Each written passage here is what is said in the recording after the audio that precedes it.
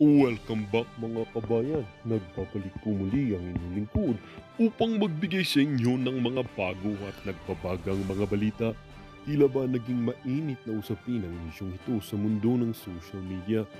Tila ba napahiya itong si Senator Unggoy Estrada dito kay Congressman Mark Leta dahil nga umano itong kabubuhan, kamangmangan at sobrang kabulustugan nitong si Senator Unggoy Estrada ay tila ba off the limits na or off the church na. Kung merong sobra sa kanya, sobra-sobra pa. Kaya nga naman matindi na lamang ang kahihiyan na tatamasan nitong si Unggoy Estrada at tila ba umiyak ng dugo dahil sa matinding sampal sa kanya nitong si Congressman Rodante Marcoleta. Hindi nga nakapagpigil itong si Marcoleta na ito at dinagdagan pa at binuksan ang mga kaso na kinakasangkutan nitong Senator Unggoy Estrada sa kanya at tila ba hindi na rin mabilang kung ilan ang kanyang kasong nakapatong sa ulo niya.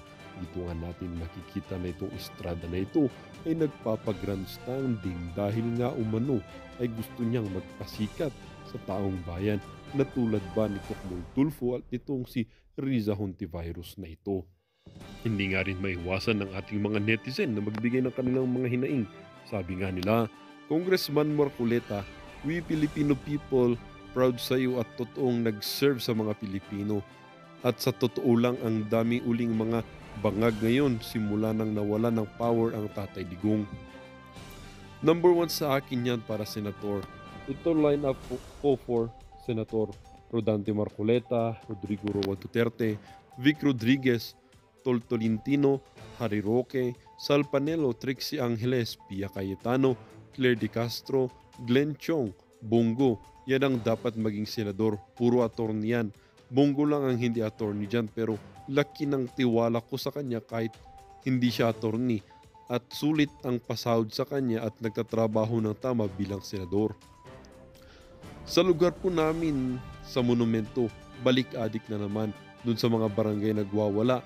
Pinapababa lang tama tapos pinapauwi na lang ng bahay nila nung kapitan. Tanong ko lang po, di ba dapat po kinukulong ngayon kasi user at nagbebenta yun ng pulburon. Sana po pag magsesenador o congressman dapat po sa mga tapos na bugasya magmumukhang sirkus yung Senado at Kongreso natin. Sayang pinapasahod allowance at ano-ano pang kinukubra ng mga itong Congressman Dante. Pwede po bang isabatas na yan?